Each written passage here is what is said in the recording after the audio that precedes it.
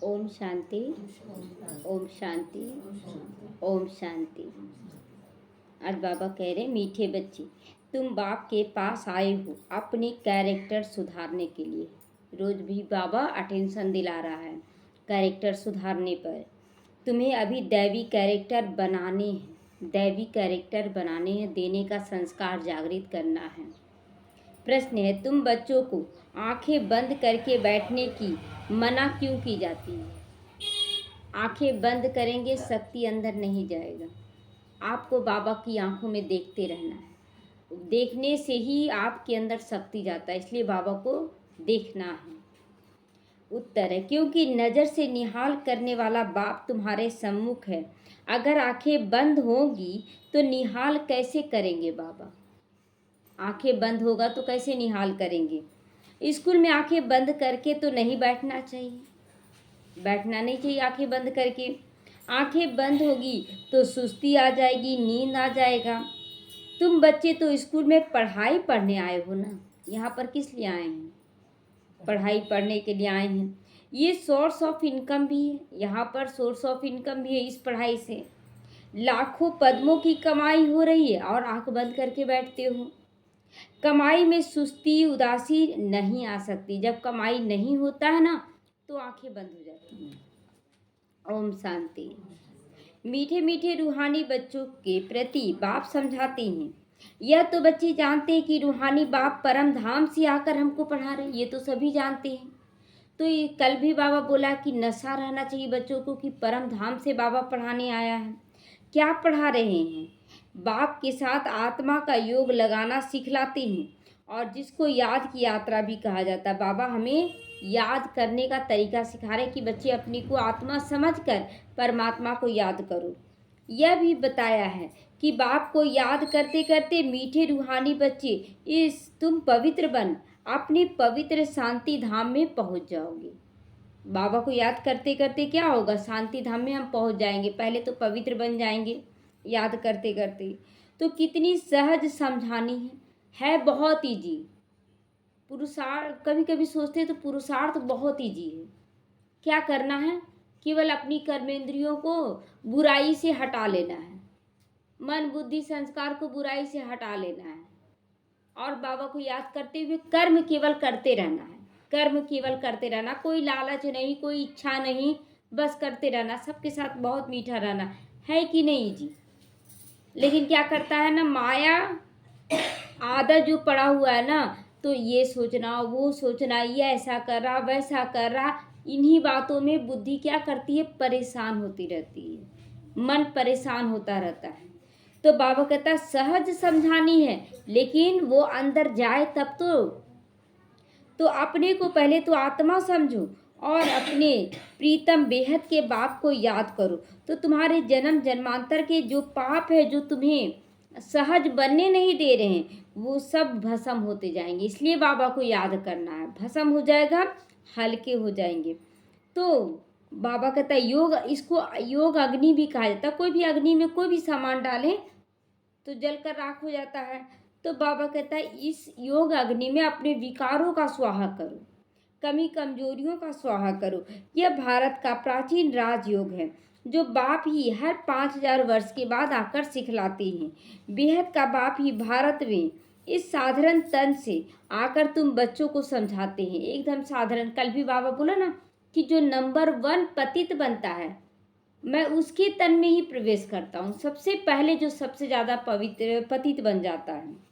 तो आज बाबा कहता है इस साधारण तन में मैं आकर ज्ञान देता हूँ। इस याद से ही तुम्हारे जन्म जन्मांतर के पाप कट जाएंगे, क्योंकि बाप है पतित पावन और है सर्वशक्तिमान। दोनों है, एक तो पतित पावन भी है और सर्वशक्तिमान है। तुम्हारी आत्मा की बैटरी अभी तमो प्रधान बन गई है ना, इसीलिए आज सुन रहे थे कबीर दास का फिल्म देख रहे थे कि जैसे बच्चा जन्म लिया, जन्म के साथ कितना अलौकिक था वो बच्चा, और जैसे 5 साल का हुआ योग तपस्या में लग गया ना, उसको खाने का चिंता, मतलब कोई उसको सन्यासी बनाया नहीं है। वो जैसे ही जन्म लिया 5 साल का हुआ, अपने आप वो बैठ जाता था, और पला तो था मुसलमान के यहाँ 5 साल तक, लेकिन हाथ अपने आप जुड़ जाता था और योग तपस्या में दिन रात मतलब कितना दिन तक बैठ जाता था, और खाना पीना का चिंता नहीं, नींद का चिंता नहीं। क्यों? आज से 600 साल पहले की बात है, कितना वहाँ उस समय भी था। लेकिन अभी जो आत्मा बाबा के पास आ रही है, बाबा सर्वशक्तिमान है, उससे योग कर रही है, फिर भी वो स्थिति नहीं बन पा रहा। क्यों? क्योंकि आत्मा तमो प्रधान हो गई है, एकदम कमजोर हो चुकी है। वो आत्मा उतनी कमजोर नहीं थी, और इसीलिए योग तपस्या में बैठ जाती थी। अभी हम लोगों का योग तपस्या नहीं हो पा रहा है, उसके लिए आपको कुछ जिद करके भी बैठना पड़ेगा। नहीं बाबा, हमको आपको याद करना है, क्योंकि पाप है ना, पाप को ठीक भस्म करना है। तो जो सतो प्रधान थी, अब उनको फिर से सतो प्रधान बनना है। तो जो तुम सतो प्रधान दुनिया में जा सको, वह शांति धाम में भी जा सको। बच्चों को यह बहुत अच्छी रीति याद रखना है कि मैं सतो प्रधान थी और फिर सतो प्रधान बनने जा रही हूँ, इसलिए बाबा से योग रखना है। बाप बच्चों को यह डोज देते हैं, रोज रोज बाबा ये डोज देते हैं। अभी एक बहन का उसके ऊपर भूत आ गया था आज से 2 साल पहले, और वो ठीक हो गई थी। बाबा को याद करते करते वो बिल्कुल ठीक हो गई।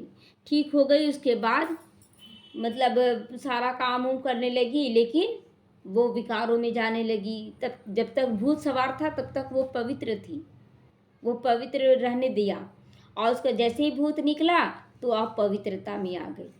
और साल भर, साल तक, 1.5 साल तक वो बस उसी दुनिया में रमी, बाबा बाबा कर रही थी, लेकिन उस दुनिया में रम गई। और रम गई, अभी फिर से वो प्रवेश कर गया, अभी फिर से प्रवेश कर गया, और दिन रात अब बोल रही है कि हमको ये कीजिए। तो देखिए, अब उसका अपना कर्म भोग, लेकिन हाँ, अगर आ रहा आवाज़ तो हम लोगों को सकाश देना है, क्योंकि वो कमज़ोर हो गई है, वो तड़प रही है। उसको मारता है, पीटता है, उसमें बोलते हैं ना भूत लोग, मारता भी पीटता भी है, और पागल टाइप का बना देता है, ये कर देंगे वो कर देंगे, डरा डरा कर। तो ये सारी बातें आ रही है। कुछ लोग ये नहीं हो रहा मेरा, कुछ लोग ये नहीं हो रहा, मतलब 1000 तरह का बात लेकर तो मन में सोच रहे थे। इतना सारे लोगों का आ रहा कि ये नहीं हो रहा, वो नहीं हो रहा। और जब कबीरदास का देख रहे थे, वो योग तपस्या में बैठे हुए थे, और उधर से एक अंधी औरत 15 साल की, 12 साल बोली वो अंधी थी 12 साल से, और अंधापन में आ रही थी, अचानक टकरा गई। और टकराई तो बोली कि माता जी, तुम मुझसे क्यों टकरा रही हो? क्या तुम देख देख के भी तुम मुझसे टकरा रही हो? ऐसे बोला। तो वो बोलती है कि बेटा, मैं देख कहाँ पाती हूँ, मैं तो अंधी हूँ, लेकिन ऐसे आँख खोलती हूँ तो देखती है सब कुछ दिख रहा है। तो बोली ये कोई भगवान है। तो वो योग तपस्या सब भजन कीर्तन गाने लगी कि आपके टकराने से मेरी आंखें वापस आई है, और शायद ये टकराना मेरा कल्याणकारी हुआ है। तो सोचिए, इतना योग तपस्या होगा तभी तो ये शक्ति प्रज्वलित हो रहा है कि किसी के टकराने से उसका आँख जो 12 साल से खराब था वो ठीक हो गया। तो योग तपस्या, हमारा त्याग तपस्या, योग तपस्या बहुत ज़रूरी है अब, क्योंकि आत्माएं चिल्ला रही हैं, पुकार रही हैं, और हम अगर योग तपस्या नहीं रहेगा ना तो हम बेबस हो जाएंगे। क्या करें उसके लिए? तो बाबा कहता है, बच्चे, यह याद की यात्रा तुम्हें अब उठते बैठते चलते फिरते तुम कर सकते हो। और बाबा ये भी नहीं बोला कि तुम सब चीज़ छोड़कर बैठ जाओ, या बस याद करो, कर्म करो, चिंता मत करो, कोई भी चीज़ का चिंता नहीं करना है। तभी हम किसी के दुख को दूर कर सकते, कोई इच्छा नहीं रखनी है। जितना हो सके गृहस्थ व्यवहार में रहते हुए कमल फूल के समान पवित्र बन जाओ। बाप को याद करना है, और साथ साथ दैवी गुण भी धारण करना है। देते जाए सबको वरदान, सब ठीक हो रहा है, सब अच्छा हो रहा है। क्योंकि दुनिया वालों को तो आसुरी कैरेक्टर है ना, वो कमज़ोर हो गई है, आसुरी कैरेक्टर है, और हम बन रहे भगवान के दैवी कैरेक्टर वाले। तो तुम बच्चे यहाँ आए हो दैवी कैरेक्टर बनाने के लिए। तो इन लक्ष्मी नारायण के कैरेक्टर बड़े मीठे थे, इतना मीठा तुम्हें बन जाना है। भक्ति मार्ग में उन्हों की महिमा गाई हुई है। भक्ति मार्ग कब से शुरू होता है यह भी किसी को पता नहीं है। अभी तुमने समझा है कि रावण राज्य कब से शुरू होता है, यह अब समझा है। पहले तुम भी तो रावण राज्य में थी, अब हम लोग समझे हैं कि हम लोग रावण राज्य से निकले हैं। तो तुम बच्चों को ये सारी नॉलेज बुद्धि में सदा रखनी है, केवल सुनने समय नहीं, दिन भर रखना है। दिन भर योग तपस्या, जितना जितना हमारा साइलेंस होगा ना, मन का भी साइलेंस, मुख का भी साइलेंस, उतना हमारा संकल्पों में वरदानी बोल हो जाएगा, वरदानी संकल्प हो जाएगा। जिसको भी जो बोलेंगे आपका ठीक हो जाएगा तो हो जाएगा। लेकिन जितना ज़्यादा हम बोलचाल में आते हैं वो संकल्पों का पावर घट जाता है, कम होने लग जाता है। तो जबकि जानते हो हम ज्ञान के सागर रूहानी बाप के बच्चे बने। अब रूहानी बाप हमको पढ़ाने आते हैं तो यह भी जानते हो यह कोई ऑर्डिनरी बाप तो नहीं है, साधारण बाप है। ये बाबा पढ़ा रहा है और एकदम मतलब बोलते मंद बुद्धि को पढ़ा रहा है और उसको विद्वान बना रहा है। तो ये साधारण बाप तो हो ही नहीं सकता है, यह रूहानी बाप है। तो यह रूहानी बाप जो हमको पढ़ाने आया है, उनका निवास स्थान सदैव ब्रह्मलोक में है। ब्रह्मलोक परम पवित्र है, इसीलिए ना सदा पवित्र है, एवर प्योर बोलते हैं बाबा को, परम धाम में रहता है। लौकिक बाप तो सबका यहाँ है। यह बच्चों को अच्छी रीति निश्चय में रखना है कि हम आत्माओं को पढ़ाने वाला स्वयं परमपिता परमात्मा जो बेहद का बाप है, वो परम धाम से हमारे लिए आया है। और हम क्या करते हैं, अटेंशन देते हैं दिन भर, कितना टेंशन कि मैं आत्मा हूँ, साइलेंस की शक्ति में रहना है। तो भक्ति मार्ग में लौकिक बाप होते हुए भी परम पिता को बुलाते हो ना, तो उनका एक ही नाम है, यथार्थ नाम है शिव। बाप खुद समझाते, मीठे मीठे बच्चों मेरा एक ही नाम है शिव। भले अनेक नाम, अनेक मंदिर बना दिए, परंतु वह सब भक्ति मार्ग की सामग्री अलग अलग रूप से पूजा। देखिए नाम जैसे कि सुचिता है तो कोई मामी बोल रहा, कोई काकी बोल रहा, कोई मम्मी बोल रहा, कोई पत्नी बोल रहा, कोई बेटी बोल रहा, कोई बहू, क्या वो सब नाम हैं? वो तो अलग अलग रूप से रिश्ते निभा रहे और वो व्यवहार में आ रहे हैं, इसलिए वो नाम पड़ा। लेकिन ओरिजिनल नाम तो सुचिता ही रहेगा। तो उसी तरह शिव बाबा का नाम शिव है, लेकिन अलग अलग कर्तव्यों के अनुसार उनका नाम लोग भक्ति मार्ग में अनेक रख दिए हैं। यथार्थ नाम तो मेरा एक ही है शिव। तुम बच्चों को आत्मा ही कहते हैं, शालिग्राम कहे तो भी कोई हर्जा नहीं। तुम आत्मा भी नाम पढ़ सकता और शालिग्राम भी। अनेकों अनेक शालिग्राम है यहाँ, शिव एक ही हैं, वह है बेहद का बाप, बाकी सब उनके बच्चे नंबरवार हैं। तो इनके पहले तुम हद के बच्चे थे, बाबा के बनने के पहले हम किसी साधारण बाप के बच्चे, मतलब हद के बच्चे थे।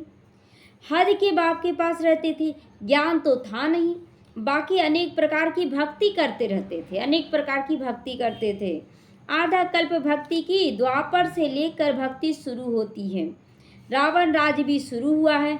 यह है बहुत सहज बात, बहुत सहज समझानी दे रहा है बाबा कि भक्ति मार्ग में हम लोग क्या करते थे, पूजा पाठ तो कर लेते थे और निश्चिंत हो गए कि हम लोग बहुत अच्छा काम कर लिए। लेकिन अगर कोई प्यासा बैठा है तो पानी नहीं, एक बहन है तो वो काम करवाती, बोलती नहीं काम वाली को आदत नहीं लगाना है, खाना पीना देकर उसको आदत नहीं लगाना, भल रोटी फेंक देगी लेकिन देगी नहीं। तो ये क्या है, कल को उसको मिलेगा। यही सब हम लोग करते आए हैं, नहीं देंगे आदत पड़ जाएगा। लेकिन हम लोगों को अब देने वाला बन जाना है, चाहे जिस स्थिति में रहे। बोलते हैं ना जो संत महात्मा होते थे तो अगर कोई मांगने आ जाता था तो अपना रोटी भी उनको दे देते थे, बचा हुआ रोटी तो दूर की बात है, अपना खाना भी उनको दे देते थे। ये है दैवी गुण, ये नहीं कि मेरे पास है तब हम किसी को दे रहे हैं, नहीं। तो परंतु इतनी सहज बात भी कोई मुश्किल समझती हैं। रावण राज कब से शुरू होता है यह भी कोई नहीं जानता, तुम मीठे बच्चे जानते हो। बाप है ज्ञान का सागर, जो उनके पास है वो आकर बच्चों को देते हैं कि बच्चे आत्मा समझो और दैवी गुण धारण करो। शास्त्र तो केवल भक्ति मार्ग से पढ़ा हुआ है, लिखा हुआ है पूरा। अभी तुम समझ गए हो ज्ञान, भक्ति और फिर वैराग्य। ज्ञान उसके बाद भक्ति होता है, फिर अभी संगम युग पर वैराग्य धारण करना है। तो यह मुख्य है तीन। सन्यासी लोग भी जानते हैं ज्ञान, भक्ति और वैराग्य, परंतु सन्यासियों का अपना हद का वैराग्य होता है, बेहद का थोड़ी होता है। वो लोग तो निकल जाते थे निकल जाते थे। और हम लोगों को ये हिम्मत दिखाना है कि हम लोग को घर में रहते हुए ही वैराग्य लाना है, देखते हुए ये नहीं है मेरा, इसमें कोई इच्छा नहीं रखनी है। तो वह बेहद का वैराग्य सिखला न सके। दो प्रकार के वैराग्य होते हैं ना, एक होता है हद का और दूसरा होता है बेहद का। आपके पास है लेकिन उससे अपने लिए कुछ नहीं करना है, एकदम साधारण रूप में रहना है। और हद का वैराग्य तो छोड़ के निकल जाना है, वो है ही नहीं। बोलते मेरे पास तो नहीं, हमको कोई चीज़ में आसक्ति नहीं है नहीं। और बोले आसक्ति नहीं तो आपके पास तो है ही नहीं। तो रहते हुए भी वैराग्य धारण करना ये बड़ी बात है। तो वह है हठ योग सन्यासियों का वैराग्य। तुम तो बेहद के हो ना, तो ये बेहद का वैराग्य लाना है। तुम्हारा है राजयोग, अपने ऊपर राज्य करना है। वह घर बार छोड़कर जंगल चले जाते हैं, उन्हों का नाम ही पड़ जाता है सन्यासी। लोग हमें भी कहते हैं सन्यासी हो गए, खान पान सब कुछ ये हो गया, लेकिन हम बेहद के सन्यासी। हम लोगों को सब कुछ करते हुए एकदम निराधार भी बनना है, वैराग्य भी रखना है। हठ योगी घर बार छोड़ते हैं पवित्र रहने के लिए।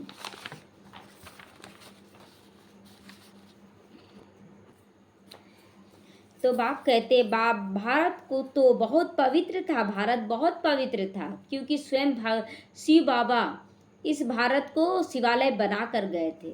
तो शिवालय था, इतना पवित्र खंड और कोई भी नहीं है, इतना पवित्र खंड कोई है नहीं, पूरे विश्व में ऐसा खंड नहीं है जो भारत है। लेकिन जितना ही पवित्र बनता उतना ही ज़्यादा पतित बनता है। जो सबसे पहले जन्म लिया वो तो बूढ़ा ज़्यादा होगा ना, बस इस बात में करना। एक बहन है, रोज़ बोलती है, रोज़ जब भी फ़ोन करती है, ड्रामा तो एक्यूरेट चलेगा ना, क्या हमको फिर से ऐसा ही दुख होगा, फिर हम क्यों करें। तो बोले कि कल्प के बाद भी ना आपको खाना नहीं मिलेगा, आज से खाना छोड़ दीजिए, आज ही से खाना छोड़ दीजिए। क्यों खाना खाना, तो नहीं भूख लगेगा तो खाना खाएंगे ना, बस वही चीज़ है। अच्छे कर्मों का भी भूख होना चाहिए, कल क्या होगा कौन जानता है, हमें अच्छे कर्मों का भूख होना चाहिए। कल्प कल्प क्या हुआ है, हम आज अच्छा करेंगे, कल क्या होगा बहुत अच्छा होगा, बस ये सोचकर चलना है। तो भारत की तो बहुत ऊंची महिमा है जो भारतवासी खुद नहीं जानते। बाप को भूलने के कारण सब कुछ भूल जाते हैं। और कल भी बाबा बोला विलायत वालों को राजयोग सीखने के लिए भारत आना पड़ता है, बहुत शौक रहता है, क्योंकि उनकी बुद्धि कैसी थी, कैसी है, तमो है, तमो प्रधान नहीं है। भारतवासियों की बुद्धि तमो प्रधान है, लेकिन विलायत वालों की बुद्धि तमो है, इसीलिए वो राजयोग सीखने का उमंग उत्साह दिखाते हैं। अर्थात नास्तिक निधन के बन पड़े हैं, भारतवासी पूरी तरह से नास्तिक और निधन के बन चुके हैं। सतयुग में कितना सुख शांति था, अभी कितना दुख अशांति है। मूल वतन तो है ही शांति धाम, जहाँ आत्माएं रहती हैं। आत्माएं अपने घर से यहाँ आती है बेहद का पाठ बजाने। बेहद का पाठ क्यों, हद का पाठ होता है चलो साल भर तक पाठ बजा लिए, 2 साल या 5 साल का पाठ, लेकिन यहाँ पर बेहद का पाठ है 5000 साल का। एक बार परम धाम से आए और 5000 साल तक बजाते हैं पाठ। तो अभी यह पुरुषोत्तम संगम युग है, जबकि बेहद का बाप आ गए हैं नई दुनिया में ले चलने के लिए। फिर इस नाटक को अंत करके नई दुनिया के लिए तैयार कर रहे हैं। बाप आकर उत्तम से उत्तम बनाते हैं, मतलब उत्तम से उत्तम। जब ये पूरे विश्व की आत्माओं में हमें चुना जाता है तब हम बनते हैं उत्तम। जब 33 करोड़ आत्माओं में हम उत्तम बनते हैं तो कहा था उत्तम से उत्तम बनना। तो क्या लक्ष्य लेना, उत्तम बनना कि उत्तम से उत्तम बनना, उत्तम से उत्तम बनना है। तो ऊंची से ऊंचा भगवान कहा जाता है, परंतु वह कौन है, किसको कहा जाता है, ये कुछ भी नहीं समझते कि भगवान है तो जरूर पुरुषोत्तम युग में आया है और उत्तम से उत्तम बना रहा है। एक बड़ा लिंग रख दिया है, बस समझते हैं यह निराकार परमात्मा है, हम आत्माओं का वह बाप है, यह भी नहीं समझते। सिर्फ पूजा करते रहते हैं, बस हो गया पूजा पाठ करते रह गए। हमेशा शिव बाबा कहते हैं, रुद्र बाबा, बबुलनाथ बाबा नहीं कहेंगे। क्यों, बबुलनाथ कांटों का बोलते बबुल होता है ना, तो उसका नाथ बनते हैं। रुद्र बाबा जो रुद्र रूप धारण करते हैं, लेकिन शिव बाबा इसलिए कहते हैं कि शिव कल्याणकारी है सबके लिए। कोई कैसा है, कोई कैसा, लेकिन वो सबका कल्याण करते हैं, तो इसलिए शिव बाबा अच्छा लगता है। तुम लिखते भी हो शिव बाबा याद है, वर्षा याद है, सबसे पूछते हैं ना शिव बाबा याद है। तो यह स्लोगन घर घर में लगा देना चाहिए, हर घर में ये स्लोगन लगा दो, शिव बाबा को याद करो पाप भस्म होंगे, क्योंकि पतित पावन एक बाप ही है और कहीं भी चैन सुकून नहीं है। आप सोचेंगे कि माया की तरफ चैन सुकून है कुछ दिन के लिए, और जब दुख शुरू होगा ना तो ना माया मिली ना राम मिला, बस यही स्थिति हो जाएगा कि राम भी नहीं मिला और माया भी नहीं मिलेगी। तो इसीलिए राम को पकड़े रहे तो माया भी आपके बस में हो जाएगी, इसलिए किसी भी हालत में राम को नहीं छोड़ना है। तो इस पतित दुनिया में एक भी पावन नहीं हो सकता है, पावन दुनिया में फिर एक भी पतित नहीं जा सकता है। एक भी कितना अंतर है ना, दोनों में समानता है, अंतर नहीं बोलेंगे, समानता भी बोलेंगे। यहाँ पतित, यहाँ सारे पतित है, वहाँ सभी पावन हैं। यहाँ पर सभी एक भी पावन नहीं हो सकता, वहाँ कोई भी पतित नहीं हो सकता है। तो बाबा कहता है पावन दुनिया में एक भी पतित नहीं हो सकता है। दोनों का अंतर भी बोलें कि दोनों में ये अंतर है, और समानता भी बोलेंगे। तो शास्त्रों में तो सब जगह पतित लिख दिया है, शास्त्रों में सब जगह केवल पतित का चर्चा, क्योंकि शास्त्र कब बना है, पतित दुनिया में बना है, तो सब पतित ही नजर आएंगे ना। तो त्रेता में कहते रावण था, सीता चुराई गई, श्री कृष्ण के साथ कंस को, जरासंध को, हिरण्य कश्यप आदि बहुत सारे लोगों को दिखा दिया गया, असुरों को। श्री कृष्ण पर कलंक भी लगा दिया गया, श्री कृष्ण इतनी रानियों को रखा, ये चोरी करता था, गाय चराता था, ये सब कलंक लगाया। अब उस सतयुग में ये सब कुछ भी नहीं होता है। बाबा भी क्या बताता है कि मनुष्य देवी देवता एक तरफ रहेंगे और बहुत दूर दूर रखा जाएगा, जानवरों को नजदीक नहीं रखा जाएगा। पुष्पक विमान से लोग दूध देने के लिए आएंगे, देवी देवता पुष्पक विमान से लेकर आएंगे दूध। तो यानी कि जानवर एकदम अलग जगह और देवी देवताओं का अलग। और यहाँ पर क्या दिखाते हैं, स्वयं कृष्ण गाय चरा रहे। ये क्यों रखा गया, क्योंकि यहाँ ब्रह्मा बाबा जो कृष्ण की आत्मा है, वो माताओं को लेकर पुरुषार्थ करते हैं, कराते हैं, ज्ञान का घास चराते हैं। तो इसीलिए इसी का चर्चा है, संगम युग का ही चर्चा है। तो अब सतयुग में ये सब नहीं हो सकता है। कितने झूठे कलंक लगाए हैं, बाप पर भी तो कलंक लगाए हो। बाबा रोज अपने लिए बोलता है, बाबा को अच्छा नहीं लगता था तो बाबा कहता है तो देवताओं पर भी कलंक लगा देते हो, मुझ पर भी लगाते हो और देवताओं पर भी लगाते हो, सबकी ग्लानि करते रहते हो। तो अब बाप कहते यह याद की यात्रा है आत्मा को पवित्र बनाने की। कलंक, जब किसी पर कलंक लगाते हैं झूठा, किसी को गाली देते हैं, ये पाप का बोझा चढ़ जाता है, ये पाप का बोझा चढ़ता है। तो इसीलिए बाबा कहता है कि बच्चे पाप के बोझा से मुक्त होने के लिए बाप को याद करो। पावन बन फिर पावन दुनिया में जाना है। बाप 84 का चक्र भी समझाते हैं। अभी तुम्हारा ये अंतिम जन्म है, अब घर जाना है, अब घर जाना है।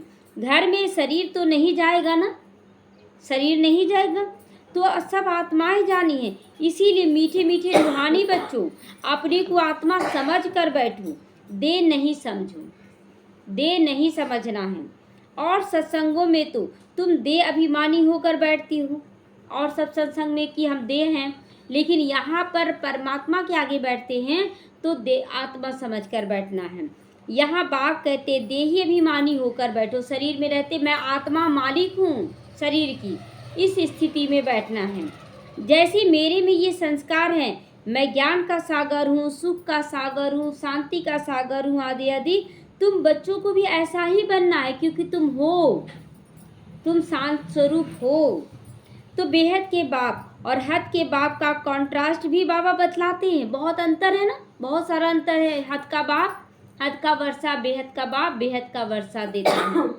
बेहद का बाप बैठ तुमको सारा ज्ञान समझाते हैं, आगे नहीं जानते थे। अभी सृष्टि का चक्र कैसे फिरता है, उसका आदि मध्य अंत क्या है, और चक्र की आयु कितनी है, सब कुछ बाबा बतला देते हैं। सारा नॉलेज आ गया हमारे अंदर। भक्ति मार्ग में तो कल्प की आयु लाखों वर्ष सुनाकर घोर अंधियारे में डाल दिया है। नीचे ही उतरते आए हैं। कहते भी है ना, जितना हम भक्ति करेंगे उतना बाप को नीचे खींचेंगे। जितना हम भक्ति, इसीलिए भक्ति का फल बाबा देने आता है ना परमधाम से। तो बाप आकर हमको पावन बनाएंगे। बाप को खींचते हैं क्योंकि पतित हैं, बड़े दुखी बन जाते, पुकारते बाबा आ जाओ, बाबा आ जाओ, रोते थे, चिल्लाते थे।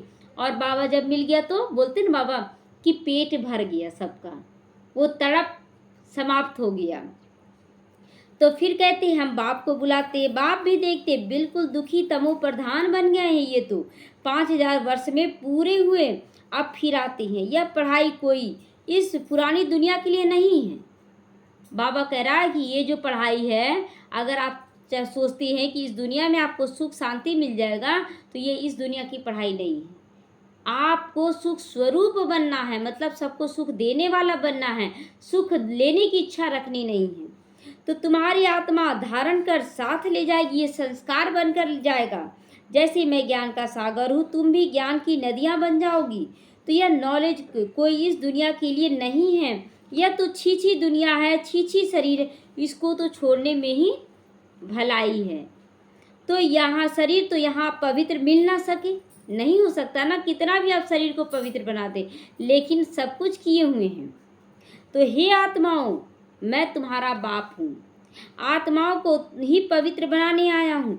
इन बातों को मनुष्य कुछ भी समझ नहीं सकते, बिल्कुल ही पत्थर बुद्धि, पतित हैं। इसीलिए कहते हैं ना, पतित पावन सीताराम।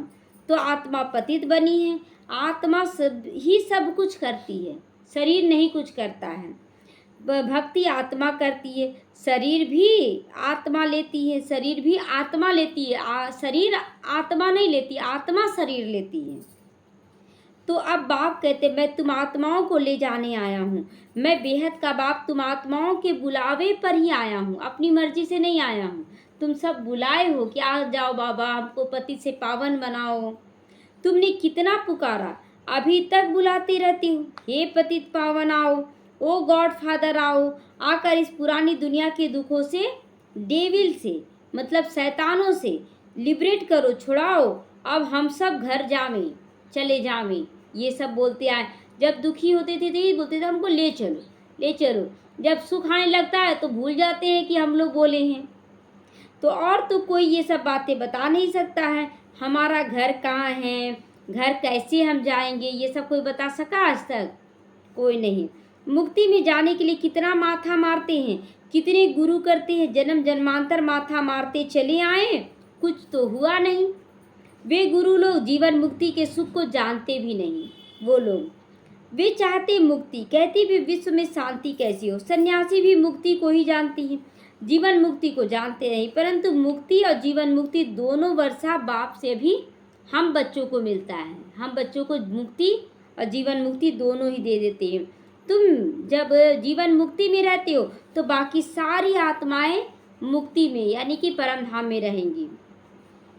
अभी तुम बच्चे नॉलेज ले रहे हो, यह बनने के लिए तुमने ही सबसे जास्ती सुख देखा है, इसीलिए सबसे जास्ती भी दुख तुमने ही देखा है। तो बहुत बच्चे समझते हैं ना कि बहुत ज़्यादा दुख देखने से अच्छा है कि हम जब आएंगे तभी ठीक है। तो दुख ज़्यादा है नहीं, बस कहने का मतलब है कि जो करोड़पति अचानक उसका पैसा खत्म हो जाएगा तो ज़्यादा चिल्लाएगा, और जो पहले से गरीब है उसको आदत पड़ा हुआ है।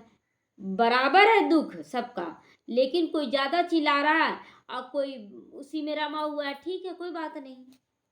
तो आदि सनातन देवी देवता धर्म वाले तुम ही हो, फिर तुम धर्म भ्रष्ट और कर्म भ्रष्ट भी बन जाते हो। कर्म भ्रष्ट भी बन गया और धर्म भ्रष्ट, जो मिल रहा है सो खाते जा रहे, पेट में डालते जा रहे हैं, दिन भर पेट भरना है, पेट बना रहे, रोग उत्पन्न कर रहा है। ये रोग है, जितना आप खाएंगे उतना रोग है।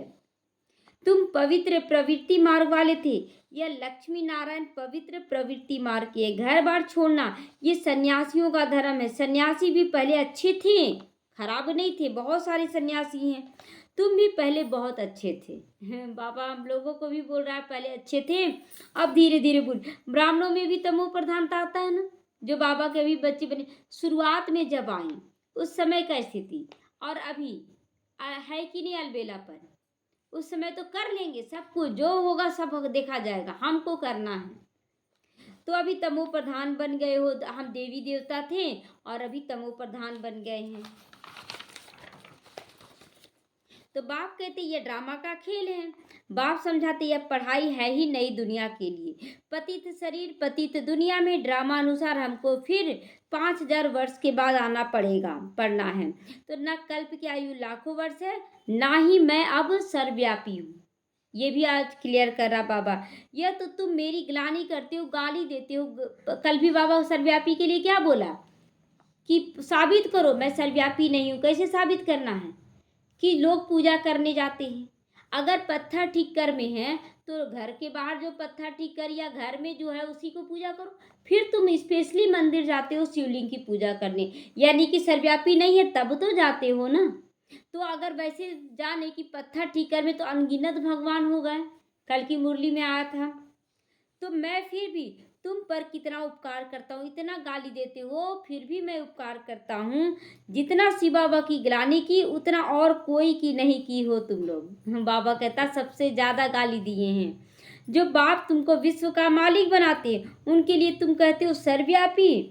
जब ग्लानि की भी हद हो जाती है गाली दे सहते सहते बोलते हैं ना हद हो गया, अब बोलना जरूरी है। तो बाबा भी बोलता है कि जब गाली देने की हद हो जाती खत्म, तब फिर मैं आकर उपकार करता हूँ। ये नहीं कि बाबा हम लोगों पर अपकार करता, नहीं, उपकार करता हूँ, क्योंकि जान रहा है कि मेरे बच्चे पूरी तरह से अब भूल चुके हैं। तो यह पुरुषोत्तम संगम युग कल्याणकारी युग है, जबकि तुमको पवित्र बनाने आता हूँ।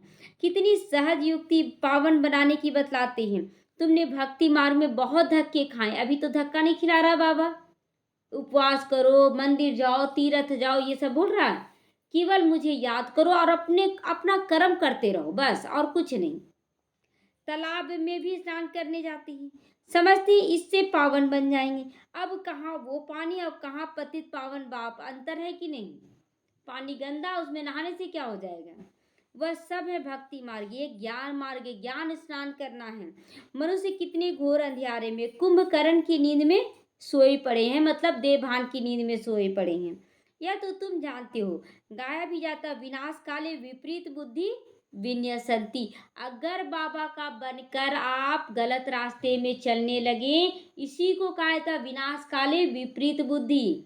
इसलिए प्रीत बुद्धि रखना है, नहीं तो विन्यसंती को प्राप्त होंगे।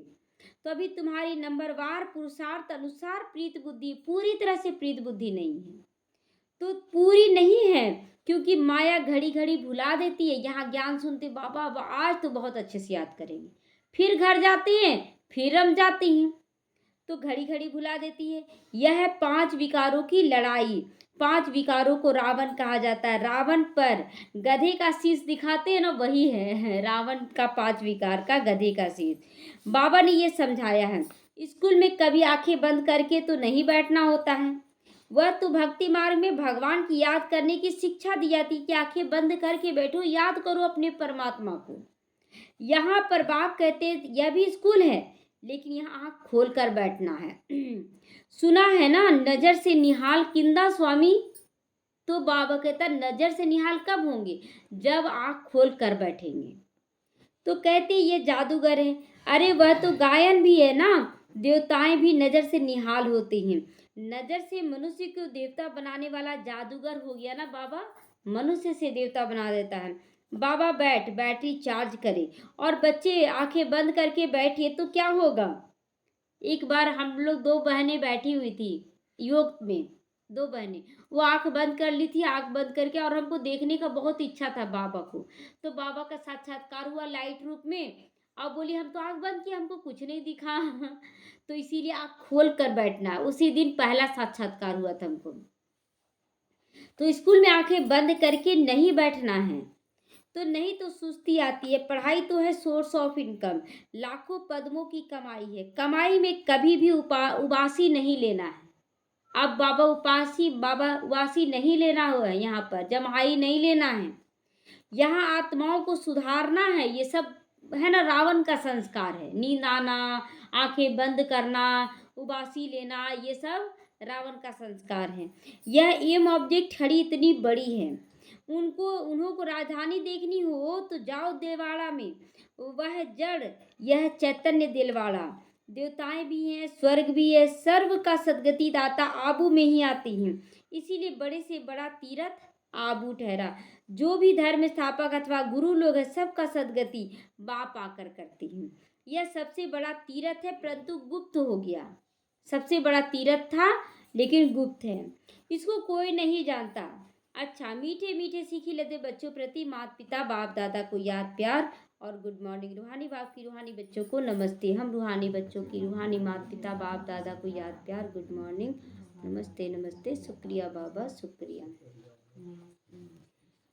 धारणा के लिए आज मुख्य सार है, जो संस्कार बाप में है वही संस्कार धारण करने हैं। बाप समान ज्ञान का सागर बनना है। देही अभिमानी होने का अभ्यास जरूर करना है दिन भर में। देही अभिमानी, मैं शरीर से डिटैच हूँ, मैं आत्मा शक्तिशाली हूँ। शरीर के बीमारी का, शरीर देहधारियों के प्रभाव से मैं मुक्त हूँ। आत्मा रूपी बैटरी को शत्रु प्रधान बनाने के लिए चलते फिरते याद की यात्रा में जरूर रहनी है। दैवी कैरेक्टर धारण करने हैं, बहुत बहुत मीठा बनना है। वरदान त्रिकालदर्शी बन, दिव्य बुद्धि के वरदान को कार्य में लगाने वाले सफलता संपन्न बनो। बाप दादा ने हर बच्चे को दिव्य बुद्धि का वरदान दिया है, ज्ञान का तीसरा नेत्र दिया है। दिव्य बुद्धि द्वारा बाप को पहचान गए हो, अपने आप को भी पहचान गए हो और तीनों कालों को स्पष्ट जान सकते हो, तो सर्व शक्तियों को धारण कर सकते हो ना। जब जान रहे हैं कि आगे क्या होने वाला है, तो हम सारी शक्तियों को धारण कर ले। दिव्य बुद्धि वाली आत्मा कोई भी संकल्प को, कर्म को, वाणी को लाने से पहले हर बोल व कर्म के तीनों कालों को जानकर प्रैक्टिकल में लाती है कि आगे क्या होगा। अगर हम अभी ये चीज कर लेते हैं तो क्या हम आगे ठीक रहेंगे? हमें वही करना जो आगे भी सहज हो, कोई चीज भारी ना करे। तो उनके आगे पास्ट और फ्यूचर भी इतना स्पष्ट हो जाता है जितना प्रेजेंट स्पष्ट है। तो ऐसी दिव्य बुद्धि वाले त्रिकालदर्शी होने के कारण सदा सफलता संपन्न बच्चे बन जाते हैं। जो तीनों कालों को सोच कर कदम आगे बढ़ाते हैं वो सदा सफलता मूर्त बन जाते हैं। स्लोगन है, संपूर्ण पवित्रता को धारण करने वाले ही परमानंद का अनुभव कर सकते हैं। संपूर्ण पवित्रता किसी भी आत्मा के लिए कोई एक सेकंड के लिए भी एक शब्द भी गलत नहीं, सभी बहुत अच्छे हैं। समाधान करना एक अलग बात है, लेकिन निंदा करना ये अलग बात है ना। ओम शांति।